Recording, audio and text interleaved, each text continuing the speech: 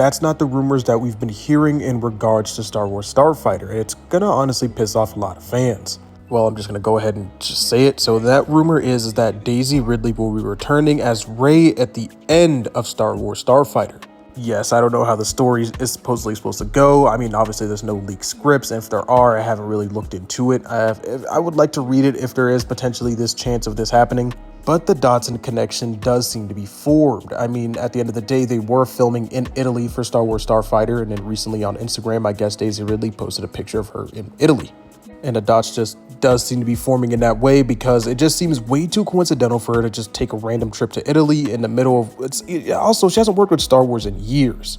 So it's just way too coincidental for her to just be randomly appearing in Italy where they are filming Star Wars Starfighter. So that's just where fans are looking at it from this perspective, and that there's a supposed leak rumor from behind the scenes that she is definitely part of the movie.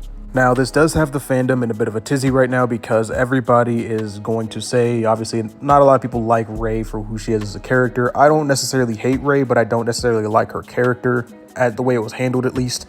I honestly think that the script was right, that it would have been a good time to have Rey in the movie, but unfortunately her character wasn't written correctly, and that's just, we got what we got essentially. But this is gonna piss off a lot of fans, and it already is. A lot of fan discourse around the Mandalorian and Grogu movie and also the Star Wars Starfighter movie is already being received with a lot of hate, and that's just because the state of Star Wars right now. I mean, it's the most divided time in Star Wars history. I know some people kind of talk back against that sentiment because they said, hey, back during the prequel era is actually when it was the most divided time. I honestly think at this point, it's going on almost 10, 11 years of this.